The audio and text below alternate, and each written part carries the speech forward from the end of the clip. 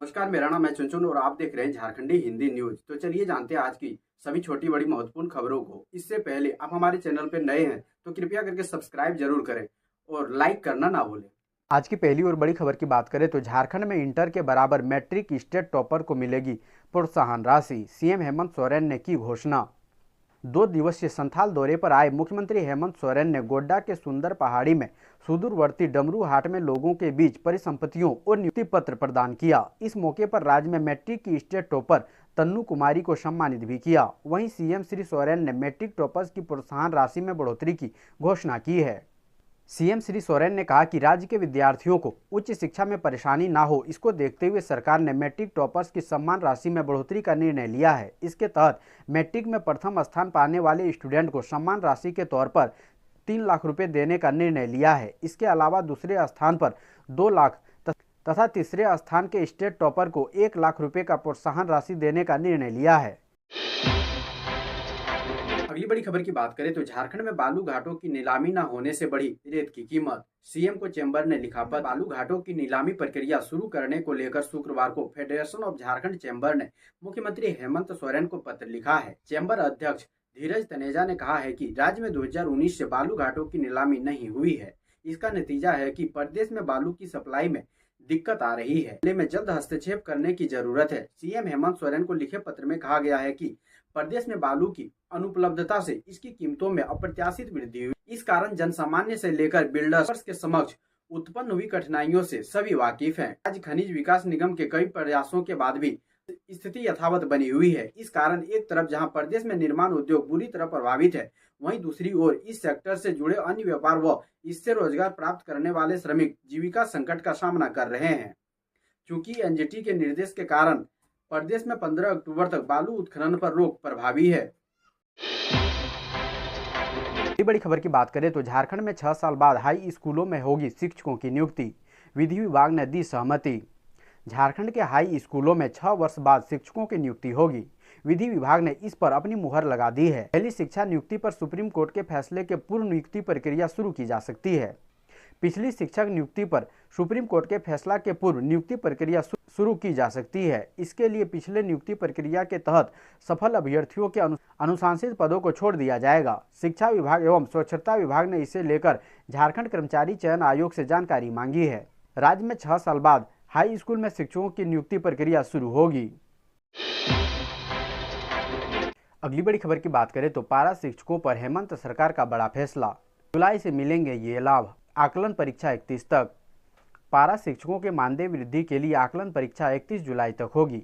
परीक्षा के 20 दिनों पहले विज्ञापन जारी कर दिया जाएगा। झारखंड एकेडमिक काउंसिल के अध्यक्ष अनिल कुमार महतो ने इसकी जानकारी बुधवार को झारखंड राज्य प्रशिक्षित सहायक अध्यापक संघ के प्रतिनिधिमंडल को दी। उन्होंने बताया कि कक्षा 1 से 5 के पारा शिक्षकों के लिए 200 अंकों एवं कक्षा 6 से 8 के शिक्षकों के लिए 250 अंकों की परीक्षा आयोजित होगी। परीक्षा का सिलेबस राज्य सरकार द्वारा जारी किया जाएगा। इससे पहले प्रतिनिधिमंडल ने शिक्षा सचिव राजेश शंकर से मिलकर राज्य के पारा शिक्षकों की विभिन्न समस्याओं की जानकारी दी। सचिव ने कहा कि सहायक अध्यापक सेवा शर्त नियमावली राज्य में पूरी तरह से लागू कर दी गई है। अवकाश तथा चिकित्सा अवकाश पूर्ण रूप से पारा शिक्षकों को दिया जाना है और प्रशिक्षित पारा शिक्षकों के सम्मान सुविधा देने के संबंध में उन्होंने कहा कि झारखंड उच्च न्यायालय के आदेश आने के बाद ही सरकार इस विषय पर कोई निर्णय लेगी। अगली बड़ी खबर की बात करें तो बिजली विभाग के अस्थायी कर्मचारियों के मुद्दे पर झारखंड हाईकोर्ट सरकार से नाराज। जाने क्या है मामला। झारखंड हाईकोर्ट ने राज्य ऊर्जा विकास निगम लिमिटेड में 20 वर्ष से अधिक समय से काम कर रहे अस्थायी कर्मियों के नियमितीकरण को लेकर दायर याचिका पर सुनवाई करते हुए कड़ी नाराजगी जताई। Chief justice doctor Ravi Ranjan व जस्टिस सुजीत नारायण प्रसाद की खंडपीठ ने मौखिक रूप से कहा कि वर्ष 2006 में सुप्रीम कोर्ट की संविधान पीठ ने उमा देवी के मामले में फैसला सुनाया था। 6 माह के अंदर नियमितीकरण का स्कीम लाने को कहा था, लेकिन अब तक प्रतिवादी ने नियमितीकरण का फॉर्मूला तय नहीं किया है। राज्य सरकार द्वारा वर्ष 2016 में बनाई गई नियमावली व 2019 में संशोधित सेवा नियमितीकरण नियमावली को अंगीकृत करने के लिए ऊर्जा विकास निगम ने अब तक सिर्फ समिति बनाने की दिशा में काम करना शुरू किया है। समिति में राज्य सरकार के अधिकारियों के सदस्य के रूप में मनोनयन का इंतजार किया जा रहा है।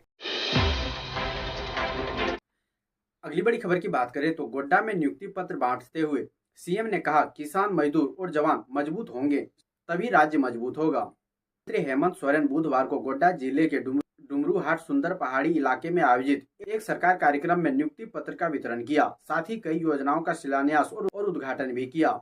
इस दरमियान मुख्यमंत्री ने परिसंपत्तियों का भी वितरण लाभुकों के बीच किया। कार्यक्रम में पोड़ैयाहाट विधायक प्रदीप यादव और राजमहल सांसद विजय हांसदा भी मौजूद रहे। बता दें कि मुख्यमंत्री ने कुल 79 योजनाओं का उद्घाटन किया और 10 योजनाओं का शिलान्यास किया है। मुख्यमंत्री हेमंत सोरेन ने सरकार की संपत्ति वितरण कार्यक्रम को लेकर कहा कि लोगों का कार्यक्रम है।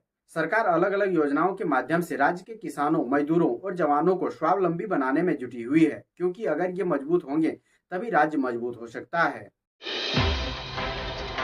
अगली बड़ी खबर की बात करें तो आदिवासी समाज के विकास में बाधक है डायन कुप्रथा। बेड़ियां तोड़ने के लिए फिर किए जा रहे हैं कई उपाय। झारखंड की राज्यपाल रह चुकी द्रौपदी मुर्मू देश के सर्वोच्च पद यानी राष्ट्रपति बनने वाली है। आदिवासी समुदाय से आने वाली द्रौपदी मुर्मू ने झारखंड की बेहतरी के लिए कई काम किए हैं, लेकिन आपको यह जानकर हैरानी होगी कि झारखंड के आदिवासी समाज में अंधविश्वास की जड़ें इतनी गहरी हो गई है कि डायन के नाम पर हर साल औसतन 20 से अधिक महिलाओं की हत्या कर दी जाती है।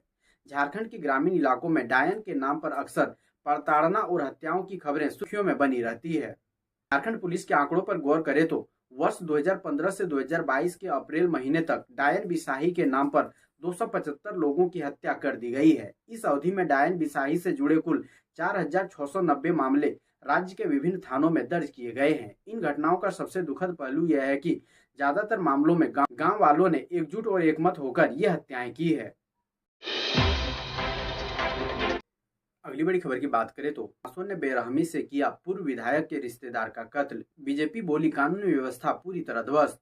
झारखंड में अपराधियों के हौसले बुलंद है। ताजा मामले जमशेदपुर का है, जहां से दिल दहला देने वाली वारदात सामने आई है। आदित्यपुर में ईचागढ़ के पूर्व विधायक अरविंद सिंह के रिश्तेदार कन्हैया सिंह की बदमाशों ने गोली मारकर हत्या कर दी है। अपराधियों ने कन्हैया सिंह पर धारदार हथियार से भी हमला किया था। घायल अवस्था में कन्हैया सिंह को जमशेदपुर के टाटा मैन हॉस्पिटल TMH में ले गया, जहां डॉक्टरों ने उन्हें मृत घोषित कर दिया। कन्हैया सिंह की हत्या पर झारखंड के पूर्व मुख्यमंत्री और बीजेपी नेता बाबूलाल मरांडी ने कहा है कि उद्योग नगरी में कानून व्यवस्था पूरी तरह से ध्वस्त हो चुकी है। अगली बड़ी खबर की बात करें तो रांची में हाई अलर्ट जारी। मंदिर मस्जिदों की सुरक्षा बढ़ाई गई। उदयपुर में वहसियाने तरीके से हुई कन्हैया लाल की हत्या के बाद रांची में बुधवार को हाई अलर्ट जारी कर दिया गया। 3500 अतिरिक्त सुरक्षा बलों की तैनाती की गई है। रांची में पुलिस प्रशासन ने सतर्कता बढ़ा दी है। दरअसल रांची में बीते 10 जून को नुपुर शर्मा प्रकरण को लेकर हुई हिंसा और उत्पात की वारदात को सीख लेते हुए पुलिस ने ये एहतियात बरता है। 10 जून को भड़की हिंसा के बाद शहर में लगभग 10 दिनों तक तनाव की स्थिति बनी रही थी। उस उपद्रव में घायल हुए लोगों में से कम 6 लोगों का इलाज अब भी अस्पताल में चल रहा है। घायलों में से एक को एयर एम्बुलेंस से दिल्ली ले जाया गया है, जिनकी हालत गंभीर बताई जा रही है। इसलिए इस बार पुलिस ने किसी भी तरह का जोखिम नहीं उठाया और उदयपुर की वारदात के बाद पुलिस मुख्यालय ने सतर्कता को लेकर अलर्ट जारी किया है। रांची और आसपास के मंदिरों और मस्जिदों की सुरक्षा बढ़ाने का निर्देश दिया गया है। अगली बड़ी खबर की बात करें तो बिजली बिल पेमेंट की आड़ में ठगी। जामताड़ा से रंगे हाथ पकड़े गए आधा दर्जन साइबर अपराधी। जामताड़ा साइबर थाना पुलिस को एक बार फिर से बड़ी सफलता हाथ लगी है। एसपी को मिली गुप्त सूचना के आधार पर साइबर थाना प्रभारी सुरेश प्रसाद के नेतृत्व में गठित टीम ने करमाटाड़ थाना क्षेत्र के मटटाड़ गांव में छापेमारी कर 6 शातिर साइबर अपराधियों को साइबर फिशिंग करते हुए रंगे हाथों गिरफ्तार किया। सभी साइबर अपराधी एक गिरोह के रूप में मटटाड़ गांव में एक साथ बैठकर साइबर अपराध को अंजाम दे रहे थे। अगली बड़ी खबर की बात करें तो रामगढ़ में 116 दिन बाद कोरोना मरीजों की संख्या बढ़ने से हड़कंप। अलर्ट पर स्वास्थ्य विभाग। झारखंड के रामगढ़ जिले में कोरोना ने 116 दिनों बाद फिर से दस्तक दे दी है। जिले में एक बार फिर से कोरोना मरीजों की संख्या बढ़ने से हड़कंप मच गया है। जिले के मांडू में मंगलवार और बुधवार को लगातार 3 कोरोना संक्रमित मरीज मिलने के बाद स्वास्थ्य विभाग भी हरकत में आ गया है। जिला स्वास्थ्य विभाग ने कोविड जांच की संख्या बढ़ाने को लेकर दिशा निर्देश जारी किया है। वहीं कोविड-19 मरीज मिलने के बाद भी सदर अस्पताल से लेकर रामगढ़ के बाजारों और भीड़भाड़ वाले इलाकों में लोग सोशल डिस्टेंसिंग का पालन नहीं कर रहे हैं और ना ही मास्क लगा रहे हैं। ऐसे में कहीं ना कहीं कोरोना संक्रमण बढ़ने की आशंका भी बढ़ जाती है। रामगढ़ सदर अस्पताल में इलाज करने आए अधिकांश लोग बिना मास्क के दिखे। अगली बड़ी खबर की बात करें तो सरायढेला में महिला पुलिसकर्मी की पुत्र की छुरा मारकर हत्या। हमलावर युवक को स्थानीय लोगों ने बुरी तरह से पीटा। खबर है धनबाद की, जहां सराय ढेला थाना क्षेत्र के जगजीवन नगर स्थित BCCL क्वार्टर के पास बुधवार की रात महिला पुलिस के पुत्र की एक युवक ने छुरा मारकर हत्या कर दी। घटना के बाद घायल युवक को सेंट्रल हॉस्पिटल लाया गया, जहां कुछ देर बाद चिकित्सकों ने उसे मृत घोषित कर दिया है। वहीं हमलावर युवक को गुस्साए लोगों ने जमकर पीटा। घटना के संबंध में बताया जाता है कि जगजीवन नगर निवासी शिव शक्ति उर्फ अभय नामक युवक को उनके 2 परिचितों ने घर से बुलाया और छुरा मार दिया। मृतक की बहन का कहना है कि उसके भाई की किसी से कोई दुश्मनी नहीं था। हत्या किस वजह से की गई है, इसका खुलासा अभी तक नहीं हो सका है। घटना से पूरे इलाके में दहशत का माहौल व्याप्त है। अगली बड़ी खबर की बात करें तो सेल कंपनियों में निवेश मामले में हेमंत सरकार ने दायर किया शपथ पत्र, कहा सभी आरोप गलत। झारखंड की हेमंत सोरेन सरकार ने हाईकोर्ट में सुनवाई से पहले शपथ पत्र दाखिल किया है, जिसमें उन्होंने प्रार्थी शिवशंकर के आरोपों को गलत बताते हुए अपनी उपलब्धियां गिनाई है। इधर आज भी सेल कंपनियों में निवेश व रांची में अनगढ़ा में माइनिंग लीज आवंटन मामले में सुनवाई हुई। यह मामला chief justice doctor Ravi Ranjan व जस्टिस सुजीत नारायण प्रसाद की खंडपीठ में सुनवाई के लिए सूचीबद्ध है। इससे पहले दायर शपथ पत्र में कहा गया है कि प्रार्थी शिवशंकर शर्मा के सारे आरोप असत्य पाए गए हैं, मनगढ़ंत आरोप लगाए गए हैं। शपथ पत्र में राज्य सरकार ने 2.5 साल की उपलब्धियों का विस्तार से जिक्र किया है। इसमें सभी विभागों ने विकास कार्यों की जानकारी लेकर दर्शाया गया है। सर्वजन पेंशन स्कीम, रोजगार सृजन, नियुक्तियां, विकास कार्यों सहित विभागवार उपलब्धियां दिखाई गई है।